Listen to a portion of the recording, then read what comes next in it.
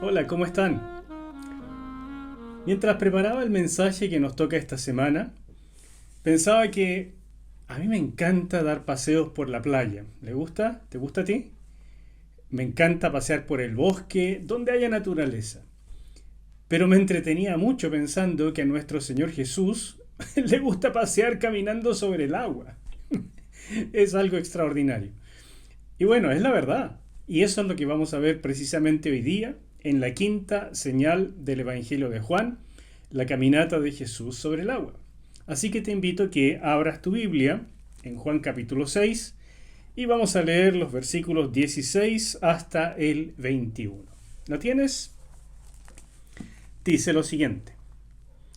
Al anochecer, sus discípulos bajaron al lago y en una barca comenzaron a cruzar el lago hacia Capernaum o Cafarnaum, como ya te he dicho que se dice o se pronuncia esto. Ya estaba oscuro y Jesús no había venido a reunirse con ellos. Y el lago se agitaba con un gran viento que soplaba. Habían remado unos 5 kilómetros cuando vieron a Jesús caminar sobre el lago y acercarse a la barca, y tuvieron miedo. Pero él les dijo: Yo soy, no teman. Entonces ellos gustosamente lo recibieron en la barca, y ésta llegó enseguida a la tierra a donde iban. Es cortito este trozo, pero con un gran significado. Hagamos un breve repaso de lo que hemos venido estudiando hasta acá, para que nos haga mucho más sentido esta quinta señal. Tal vez te acuerdas o se acuerdan que en el capítulo 1 nosotros nos dimos cuenta que Juan ya estaba poniendo un énfasis muy importante en la persona de Jesús, en quién era él, y llamó a los lectores a recibirlo. Él nos dijo, por ejemplo, en el capítulo 1 que más a todos los que le recibieron, a los que creen en su nombre, les dio el derecho, la potestad de ser hechos hijos de Dios. Así comienza el Evangelio de Juan. Y esta nota tan importante claramente va a repetirse porque es un énfasis. Posteriormente, en el capítulo 2, Juan empezó a introducir estas señales, las 7 señales, porque ahí está en el cuerpo de su evangelio. Ese es su plan: mostrarnos la persona de Jesús, tratar de hacer claro quién es este ser maravilloso que se encarnó y que Juan dice: vimos su gloria, gloria como del unigénito del Padre, lleno de gracia, lleno de verdad. Él está tratando entonces de mostrarnos eso y llevarnos, a través de conocer quién es Jesús, a tomar una decisión. Porque para Juan lo central es precisamente que el lector, en cualquier época, tome la decisión de recibir a Cristo como su Señor, como su Salvador, como el Hijo de Dios encarnado. Y eso le va a transformar la vida. Por eso nos mostró en el capítulo 2 la primera señal, donde transformó agua en vino, y este vino, ¿no es cierto?, de las bodas del Mesías, que era una anticipación, una sinopsis de lo que viene en el futuro, ya el Señor Jesús lo estaba mostrando. Después nosotros vimos en el capítulo 4 cómo en una curación a distancia Jesús prácticamente forzó al padre de la historia a que creyera en su palabra, porque es el Mesías, el Hijo de Dios, que habla como Dios mismo, y lo llevó, lo obligó a creer en su palabra. Pero cuando este hombre creyó, no solamente recibió la sanidad que quería para su hijo, sino mucho más que eso, porque se encontró con el Mesías mismo, y cuando llegó a su casa y contó lo que había ocurrido, no solamente él, sino toda su casa creyó con él. Es decir, la salvación del reino del Mesías entraba a todo ese hogar. Todo eso es lo que nos ha venido contando Juan. En el capítulo 5 nos encontramos con una sanidad de lo más extraña, donde ni siquiera hay fe de parte de este paralítico del estanque de Betesda. Aún así, la gracia de Dios es tan sobrecogedora que prácticamente nos sale persiguiendo. Finalmente nos encuentra y nos llena de su favor. Eso es lo que Juan dijo. Vimos su gloria, gracia, verdad. Eso es lo que estaba viendo Juan, y quería precisamente que nosotros lo viéramos también. Y por eso nos relata ese evento tan particular que solo él menciona, del estanque de Betesda. Pero después de eso nos muestra en el capítulo 6 una alimentación milagrosa, esa famosa alimentación de los 5.000 hombres, que tiene que haber sido más de 10.000 personas en total. El único milagro que relatan los 4 evangelios. ¿Qué quiso hacer Juan? Bueno, en primer lugar, lo mismo que los otros evangelios, mostrarnos que Jesús es un profeta como Moisés, es un segundo Moisés, es el Moisés prometido, precisamente una de las figuras que esperaban los judíos como su Mesías. Pero Juan es el único que conecta ese milagro de la alimentación de los 5.000 con el discurso del pan de vida que viene poco después en el mismo capítulo 6. Entonces Juan hace esta conexión única para que entendamos que lo que Jesús venía ofreciendo era mucho más que pan en el desierto, era mucho más que solucionar las necesidades básicas o inmediatas de la gente, era ofrecerse Él mismo, porque Él es el pan de vida. En otras palabras, vuelve a lo mismo Juan. Es necesario recibir a Jesús, es necesario recibirlo como el Señor, el Mesías, el Hijo de Dios encarnado, y así, recibiéndolo, creyendo en su nombre, tener vida eterna. Esos son los temas que Juan va desarrollando en su evangelio y nos va llevando ordenadamente a eso. Pero de pronto nos encontramos ahora con esta quinta señal que está justamente entre la alimentación milagrosa y el discurso del pan de vida. Y este milagro, que también es relatado por Mateo y Marcos, Juan lo trata diferente, precisamente por esta conexión con el discurso del pan de vida y la conexión con el milagro anterior de la alimentación de los 5.000. Eso es lo que lo hace tan especial. ¿Por qué entonces Juan decidió insertar esta quinta señal en su evangelio? Yo diría que lo que está tratando de hacer Juan es mostrarnos que después de la alimentación milagrosa, la gente quería tomar a Jesús y hacerlo rey. Pero Jesús rechazó esa opción de plano, porque no era esa la manera, definitivamente. Pero Jesús notó la tremenda frustración en sus discípulos. Ellos también querían que Jesús fuera hecho rey, evidentemente. Eran hijos de su tiempo, entendían las mismas cosas que las demás personas, las mismas profecías, y estaban viendo con sus ojos que este hombre era capaz de hacer cualquier cosa, sanaba a los enfermos, alimentaba a la multitud en el desierto, igual que Moisés.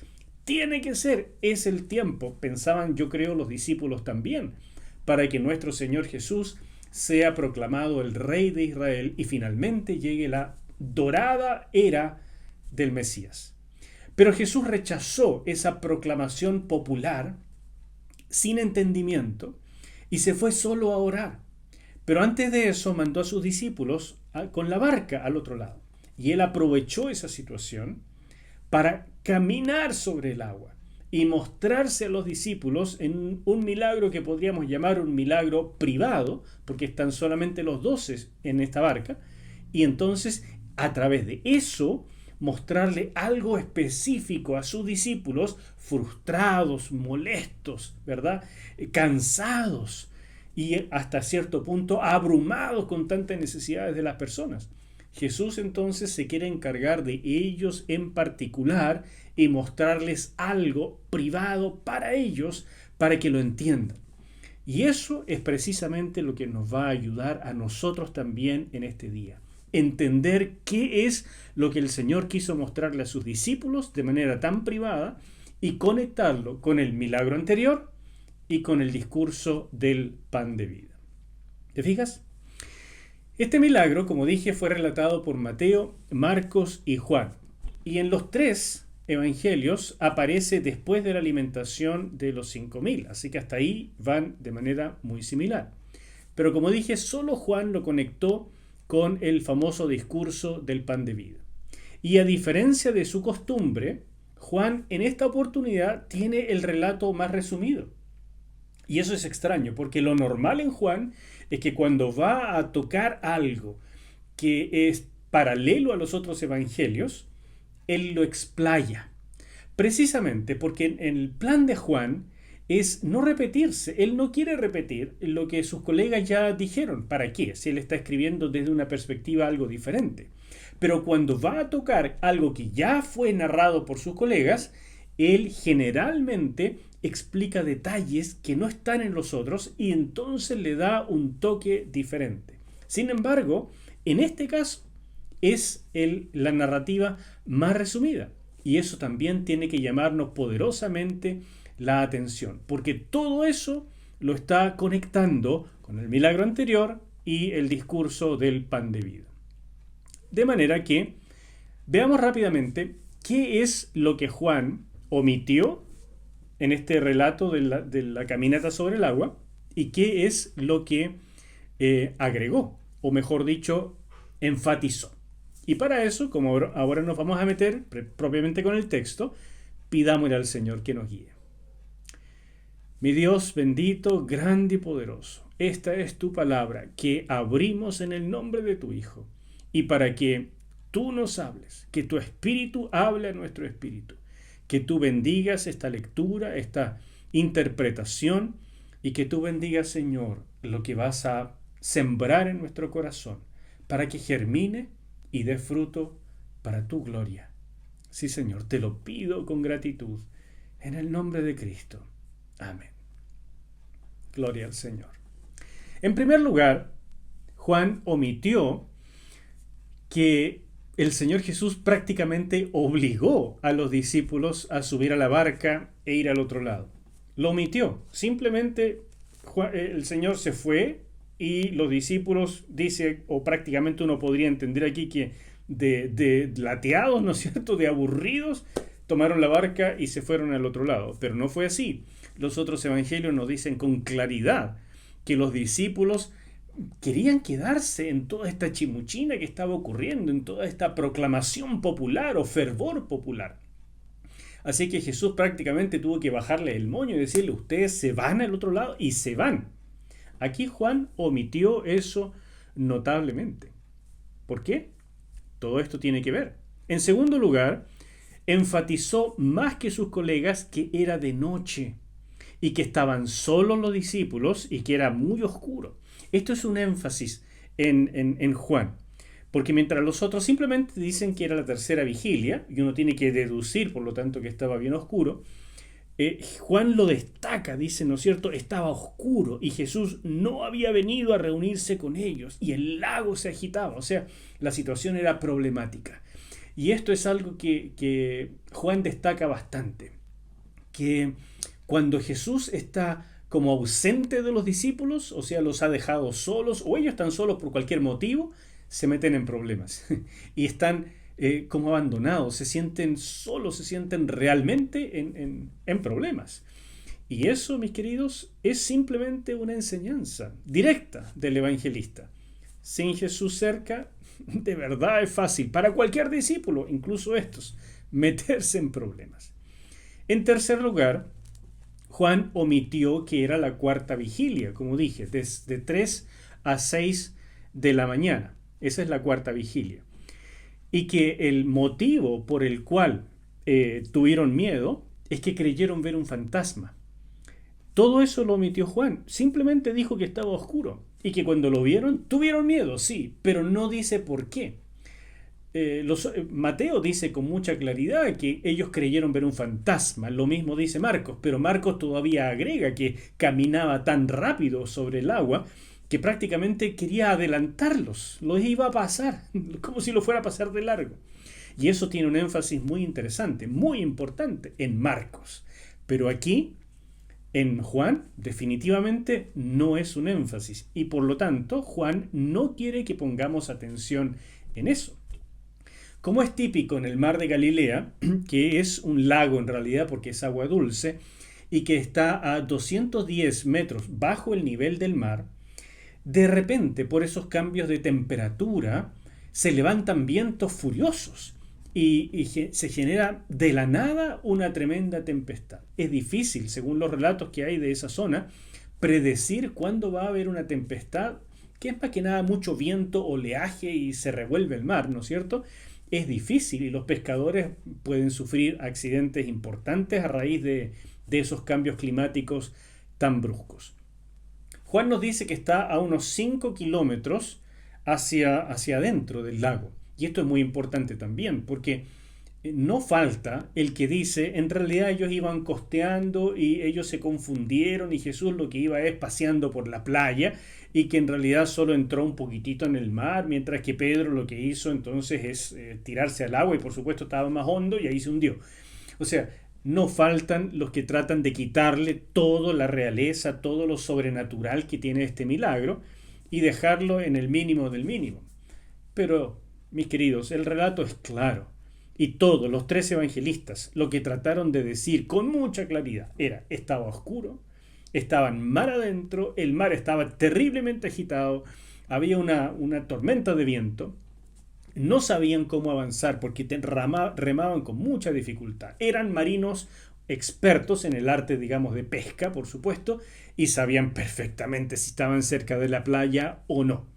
Por lo tanto, todos concuerdan que esto fue un milagro extraordinario. Jesús caminó sobre el agua. Y yo creo que básicamente es como si estuvieran tratando de destacar lo divinamente humano en Jesús. Mientras en el milagro anterior, el de la alimentación de los 5.000, destacaron lo humanamente divino. Es decir, aquí en la alimentación de los 5.000 tenemos a un hombre que es dotado de la unción de Dios. Y a raíz de eso, de su intercesión, de su oración, Dios produce un milagro extraordinario. Lo mismo hizo Moisés en el desierto. Le pidió a Dios y Dios hizo a través de esto un milagro extraordinario y alimentó al pueblo. Pero en este otro, Jesús, como Dios, porque nadie más puede hacer eso, Dios camina sobre el agua como si fuera tierra firme. Y ahí está el énfasis en lo divino. Moisés claramente no hizo eso. Ese es nuestro Señor. Es Dios hombre y es hombre Dios. Y en unos momentos los discípulos vieron más una cosa y en otro momento vieron más otra. En este en particular, lo enfático es Dios, Dios con nosotros. Él está caminando sobre el agua. Él es el que ha estado con nosotros todo este tiempo. Así es que otra cosa importante es que Juan omitió el intento de caminata de Pedro y que por supuesto después termina fracasando y se hunde y el Señor Jesús tiene que rescatarlo. Es interesante eso. Fíjense que Marcos, que es el primer evangelio que fue escrito, no lo menciona este evento. Marcos, recordemos, no era uno de los 12, así que no estuvo acá. Pero Marcos tuvo la influencia de Pedro. Eso es lo que dice la historia. Entonces es lógico si uno lo piensa. Pedro, en parte por vergüenza, porque se hundió al final, le faltó la fe, tal vez no se lo contó a Marcos o simplemente le dijo, mira Marcos, te cuento la historia completa, pero esa parte por favor no la pongas. O tal vez simplemente por humildad. Tal vez no es tanto por plancha o vergüenza, sino por humildad. Porque al fin de cuentas, el único que se atrevió a pedirle a Jesús, yo quiero ir a ti, caminando sobre el agua. Si tú eres quien viene, yo quiero ir a ti. Es el único que se atrevió. Y lo logró, dio unos pasos. Así que Pedro participó en este milagro. Pero para Juan eso no fue interesante. El único que lo dijo fue Mateo. Mateo fue uno de los 12, uno de los que estaban en la barca. Así que Mateo no quería dejar pasar ese evento extraordinario y al mismo tiempo hasta divertido, ¿no es cierto? Que Pedro lo intenta, pero termina hundiéndose. De manera que Marcos no lo relata, Mateo sí, y Juan decide omitirlo. ¿Por qué? Bueno, yo creo que lo que trata de hacer Juan de manera muy clara es enfatizar el yo soy que va a pronunciar Jesús acá en el versículo 20. Yo soy. No tengan miedo. Él va a poner todo el énfasis en la persona de Cristo, no en la de Pedro. Es interesante lo de Pedro, pero ya lo contó Mateo. ¿Para qué voy a repetir eso? Que bueno, ustedes ya saben. Yo quiero poner énfasis en la persona de Jesucristo. Al fin de cuentas, de eso se tratan las señales. Jesús se identificó a sí mismo como yo soy en esta historia. Y mucho más que en otros evangelios. Porque y esta es la quinta diferencia, mientras Mateo y Marcos usan las siguientes palabras de Jesús: tengan ánimo, yo soy, no teman. Eso es lo que dicen ellos. En cambio, Juan, como leímos acá, dice yo soy, no teman. El énfasis es claro. En lugar de agregar más palabras, el énfasis está muy claro en yo soy.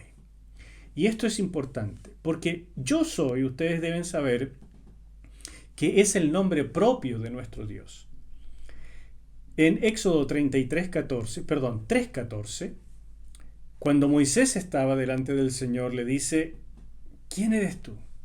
¿Cómo te identifico cuando vaya al pueblo de Israel y diga, este Dios me envió para rescatarlos?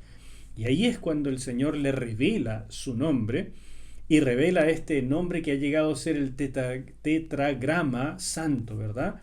Que se pronuncia Yahweh o Jehová, ¿no es cierto? Y que es una forma del verbo ser, y por eso en el mismo pasaje dice, yo soy, te ha enviado, yo soy, va contigo, etc. Entonces, no es casualidad que llegando a esta historia, Jesús use este nombre. Y la verdad es que no es la única vez en el Evangelio. Como les dije en la introducción de esta serie, Jesús dijo en 7 oportunidades el nombre de Dios, yo soy, para referirse a sí mismo.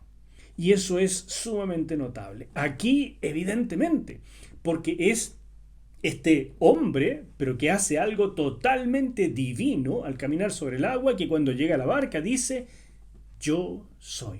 Bueno, cualquier judío debía entender esto y captar la profundidad de lo que estaba ocurriendo en este momento.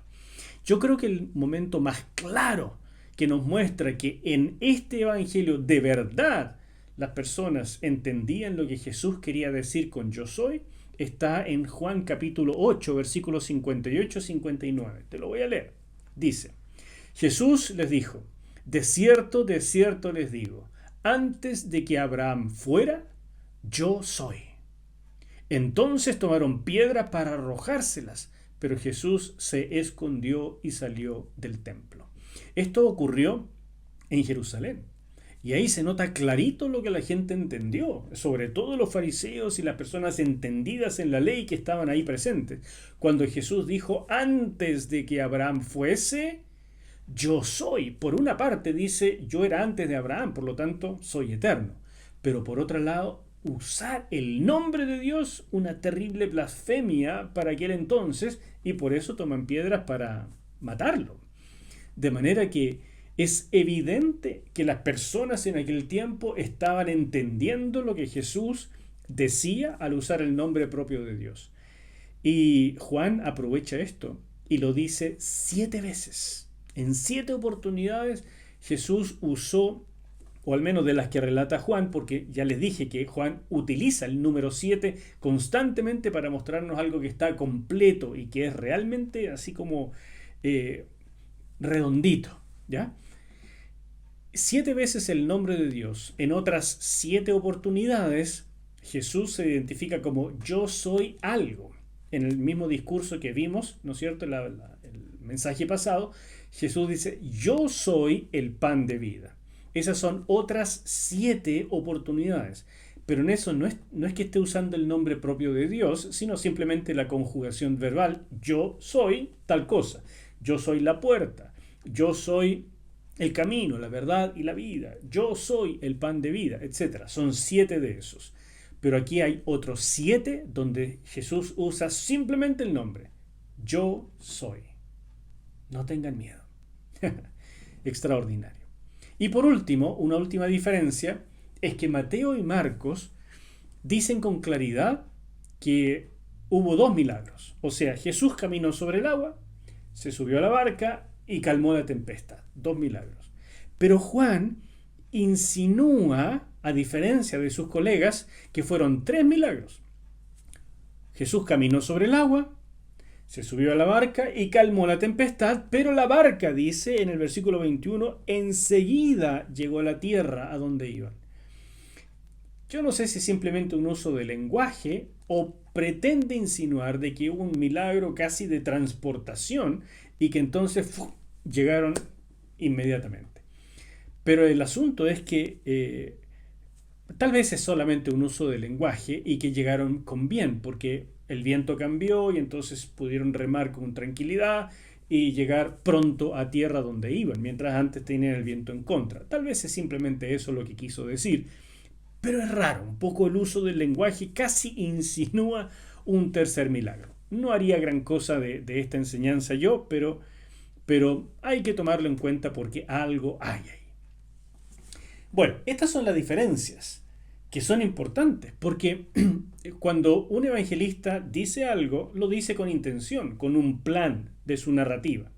Y cuando omite algo, también lo dice con propósito o lo omite con propósito. ¿Y cómo sabemos nosotros que lo ha omitido? Bueno, cuando tenemos un pasaje paralelo. Y esa es la gracia de los evangelios, que tenemos 4 y que podemos estudiar esto en paralelo. Pero mientras vamos estudiando en paralelo, la idea no es tanto hacer un mensaje de tomar los 4 evangelios, en este caso los 3, y mezclar un poquitito de todo y hacer una sola historia. No, porque eso es más bien un énfasis biográfico y lo que tenemos que entender es que cada evangelista tenía su propio propósito único y por lo tanto es mejor en general hacer una lectura vertical, es decir, ocuparnos de un solo evangelio y no tratar de mezclar lo que otros dijeron o no dijeron. En este caso, lo interesante era ver las omisiones para entender cuál es el verdadero énfasis de Juan y por qué eligió poner el relato más resumido de todos. Así es que analicemos ahora la enseñanza de este milagro. En primer lugar, y es lo más importante, este milagro fue privado y el énfasis está en el nombre Yo Soy. Después de la alimentación de los 5.000, la gente quería hacer rey a Jesús. Pero Jesús rechazó esa opción, dijo, no de esta manera, definitivamente no. No es por aclamación popular, no es por votación, no es porque les gustan los milagros, no es así. Entonces, Él va a hacer este milagro privado a sus discípulos que están frustrados, están molestos y están cansados. Imagínense, por ejemplo, a Judas como estaba ahí en la barca, pero molestísimo de que no hayan podido seguir la corriente de la gente, hacerlo rey y que finalmente todo ocurriera maravilloso. Y así que yo me puedo imaginar a Judas con así la cara de 3 metros. Pero ahora Jesús les va a mostrar a sus discípulos en privado quién es Él en realidad, para que entendiéndolo ellos pudieran entender qué clase de rey era, qué clase de reino traía y que ellos no cayeran en la trampa del populismo, ni en ese momento, ni posteriormente cuando ellos fueran los pastores de la gente. Y esto es una enseñanza extraordinaria para nosotros también. Mire, la iglesia nunca ha sido una democracia. La iglesia nunca ha sido populismo, que es lo que quiere la mayoría, qué es lo que quieren los ancianos, qué es lo que quiere la que tiene más plata. Mire, nada de eso debiera ocurrir en la iglesia. La iglesia es una dictadura de Jesús, pero no es dura, es una dicta blanda, es una realeza, es el imperio de nuestro Dios y Señor Jesucristo, que nos guía por medio de nuestra fe, por su palabra, por revelación directa, que nos habla y nos dice, no estoy buscando mayorías, estoy buscando fe. Hombres y mujeres que me crean, porque fe significa obediencia y fe significa valentía y significa muchas veces dar un salto al vacío, creyendo que yo pondré la mano debajo de ustedes y podrán caminar sobre el agua. Y ustedes entienden que estoy hablando metafóricamente. No digo que tengamos que estar caminando sobre el agua como un paseo por el parque. Así que la próxima vez que vayas a un parque y encuentras una fuente, inténtalo. No estoy diciendo eso. Estoy diciendo que muchas veces tenemos que dar pasos de fe y creer que aunque vayamos a apoyar el pie sobre algo tan endeble como el agua, Jesús pondrá su mano debajo y nuestro pie no se hundirá. El caso de Pedro es precisamente eso. Pero no ese es el énfasis de Juan.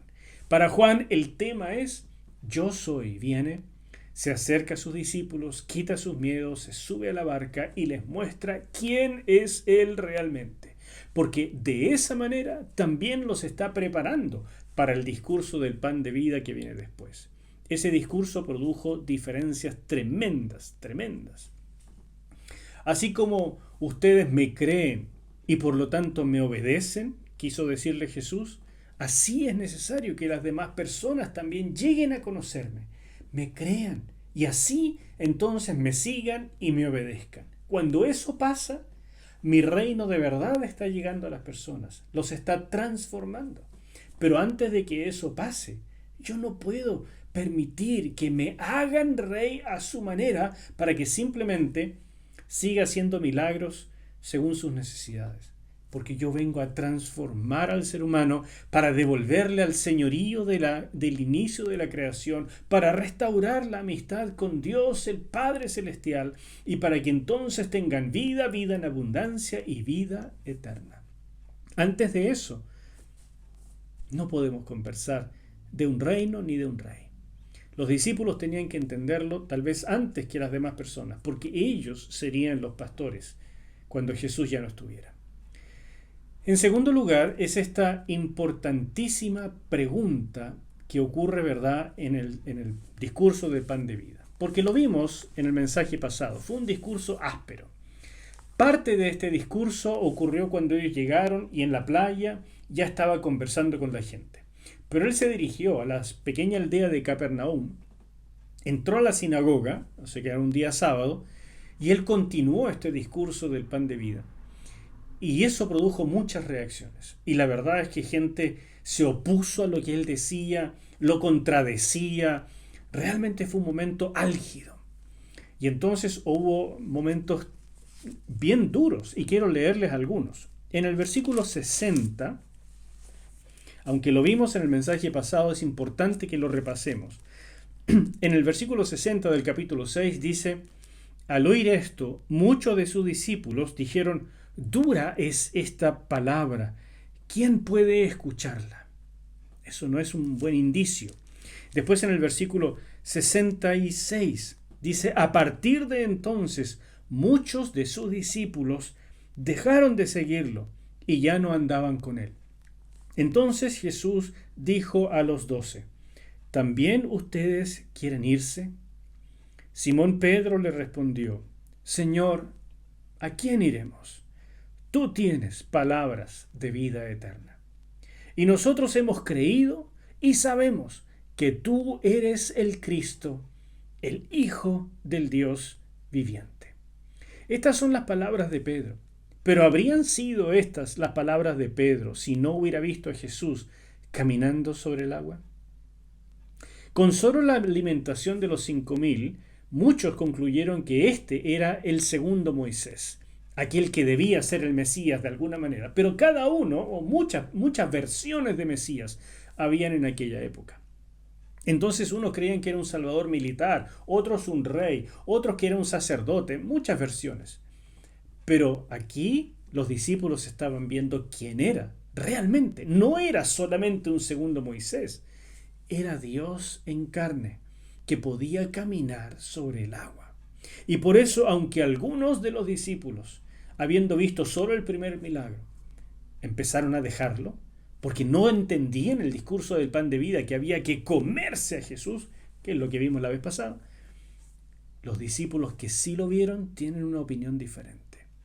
Ahora, lo que me parece más curioso de esto es que aquí hay una respuesta extraordinaria de Pedro diciendo, Señor, ¿a quién más vamos a ir? Tú tienes palabras de vida eterna y nosotros hemos visto, hemos creído, sabemos que tú eres el Cristo, el Hijo del Dios viviente. Son palabras profundas de fe, pero una fe muy incipiente todavía. Y esto es muy llamativo, porque aquí hay un montón de reacciones. Hay unos que están completamente opuestos a Jesús, otros que lo han venido siguiendo y se consideran discípulos, pero cuando sienten que el discurso es demasiado potente y no quieren tal nivel de compromiso, entonces lo van dejando.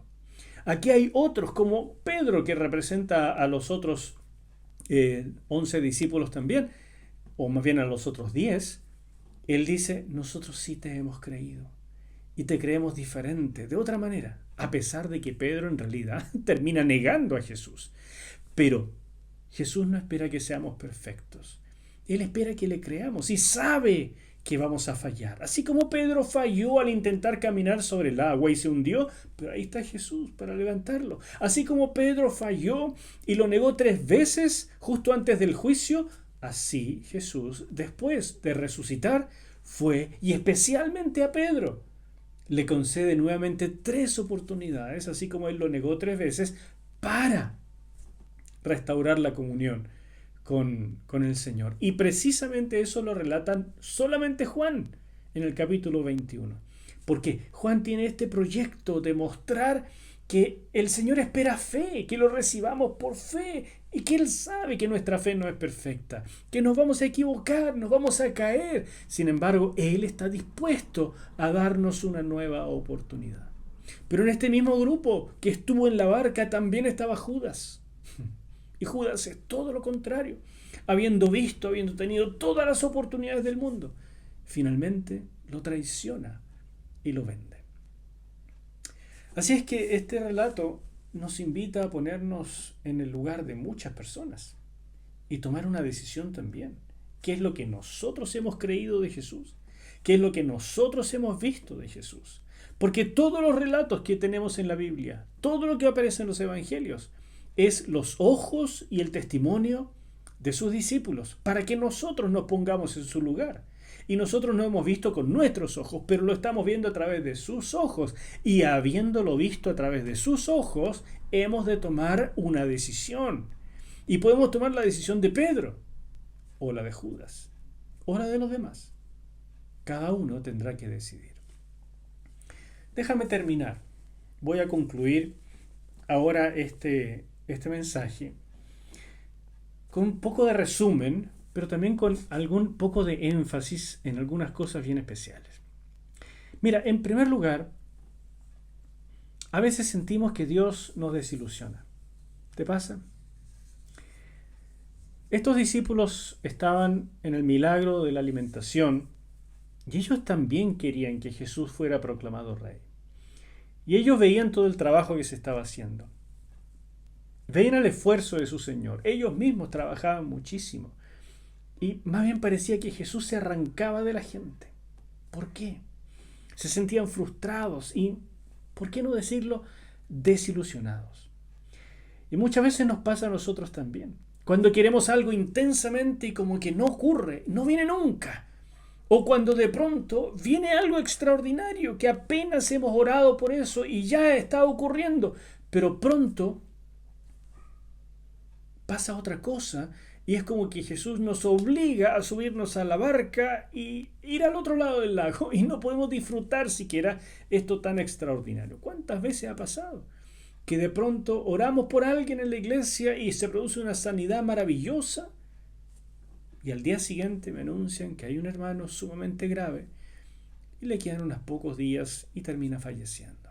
Es decir, es como este juego entre la vida, la muerte, la sanidad, la enfermedad, la pobreza, la riqueza, en esto que vamos transitando y que a veces no sabemos exactamente qué es lo que Dios quiere de nosotros, y en muchas de esas ocasiones, sobre todo cuando no nos va tan bien, nos empezamos a desilusionar de Dios. Simplemente no podemos obligarlo ni manipularlo. Él es extraordinariamente libre y siempre tiene un plan. Ese es nuestro Dios y hay que dejarlo a Él ser Dios y aprender a ser discípulos.